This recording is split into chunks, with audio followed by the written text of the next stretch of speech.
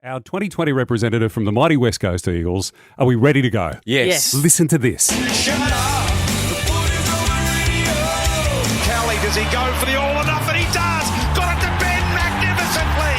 He fires away a goal, needs a kind bounce, and he gets it! Kelly, can he get the boot, the ball? He can! And he can score a goal! Kelly turning. Oh, what a star he is! 2019 All-Australian, fifth in the Brownlow. He's back home playing for the Eagles. Tim Kelly, welcome. Thanks, guys. Thanks for having me. Oh, it's great to have you. We're so thrilled. I even know your name and I don't know football, but I knew you were coming before probably you did. Yeah, no, look, it's obviously exciting. Exciting to be back home, and yeah, I can't wait. Really excited. Can't wait for the season to start, and really looking forward to working with you guys, week in, week out. Yeah, great. Mate, our pleasure. I'm envious because it would be my dream to one day have Bruce McAvaney calling my name, doing something special, but it ain't going to happen. It ain't going to happen. Perth boy, you're back. Tell us a little bit about yourself. Yeah, I've been a Perth boy all my life. Fortunate enough to finally get drafted at the end of 2017.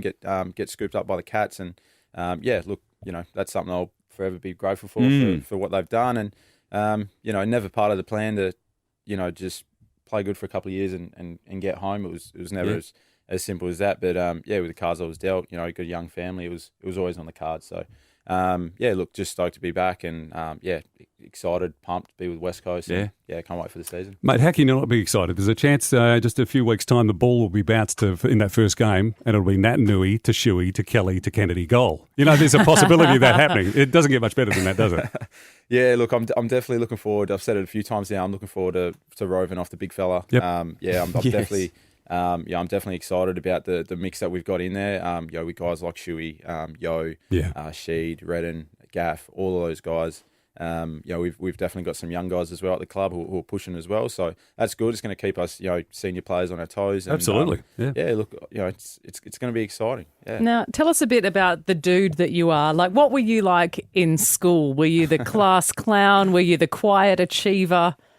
I think I might have been. I think I might have been a bit of both at times. Yeah, I think I was more of a quiet achiever.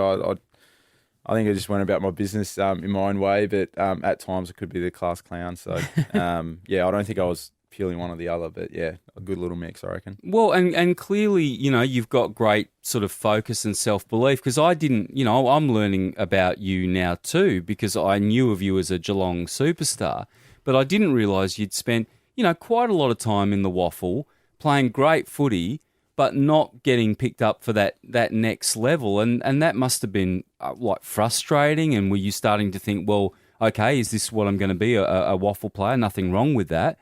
But you'd sort of, decided, okay, that's where I'm going to be for my career? Yeah, that's right, mate. It's sort of, for me, most guys these days get drafted at 17, 18. Yes. And around that time, I was at South Fremantle. I was playing some really good footy that year in our Colts year, and I was getting looked at sort of playing, state championships and all the rest of it. And that's sort of like your big ticket as a 17, 18-year-old to play in that carnival. And for me, I just kept breaking down. I got injured, and, I looked like a certainty to play for WA that year, but got injured, and then, I was out for about 5 or 6 weeks and came back a couple of weeks, get injured again. And, it's sort of just once you miss that, it gets harder each year to, you've got to do something special, or you got to put a couple of real consistent years in. And for me, AFL sort of became it was something I've always knew. Like if I got an opportunity, I'd be more than good enough. It sort of looked like the door was closing for a little bit there. And for me, it did get to a point where I got to a point where it was just about, for me, I just wanted to give my all to South Fremantle Football Club.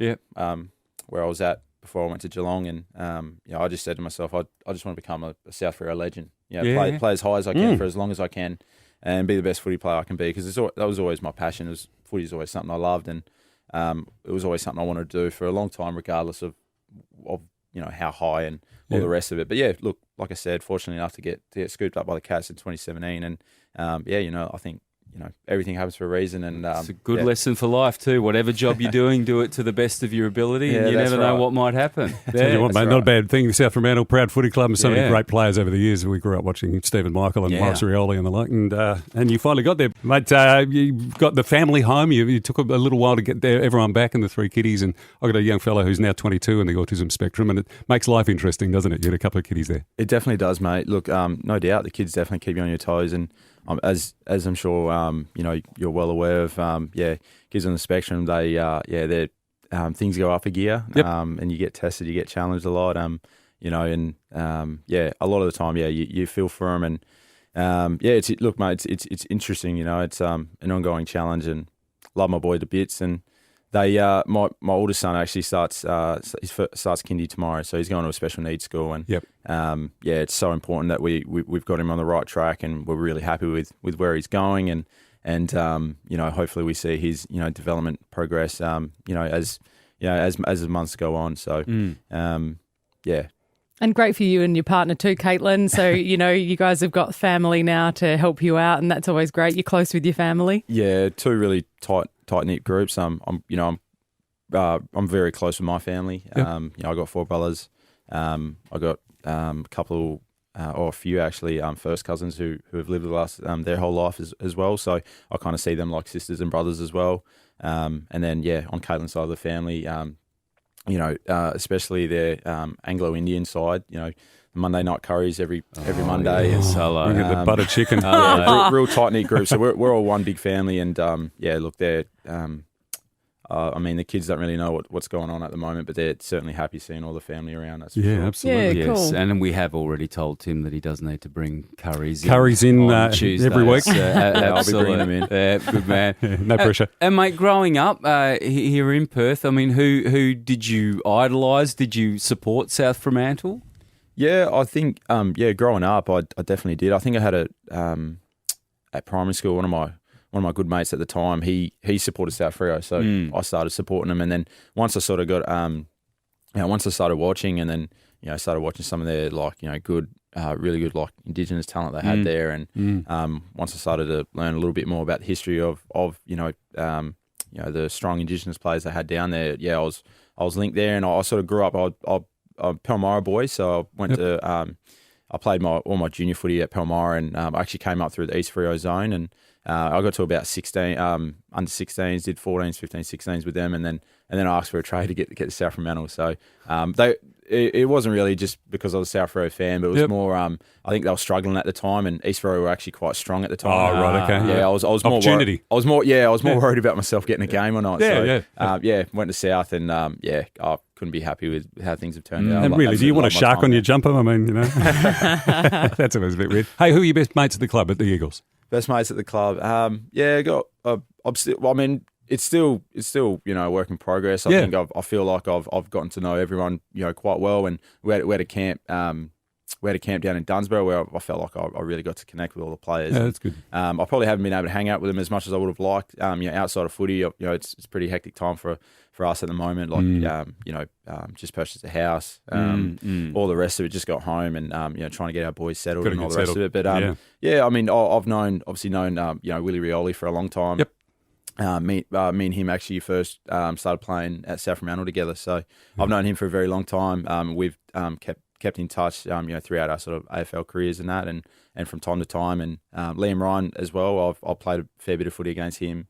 Brendan Archie, same as Willie. Like when I was first there, he was there. So there's fair few brothers at the club who I'm quite close with and that. But look, all the guys have been great. They've been like any AFL club. They've all been welcoming. And it's only been a short amount of time for me being at the club. Yeah, but it already feels like home. Oh, that's good, mate. Just keep that flying right off your shoulders, mate. That's right. Welcome to the team, man. Good to see you. Thank you. Yeah, Tim Kelly from the West Coast Eagles is our man for 2020 from the team who will be joining us every week on the show. So we look forward to that and popping in on Mix 94.5 Triple M Footy as well. All the best for the season ahead. Looking forward to curry night. Yeah, curry morning, 7:22.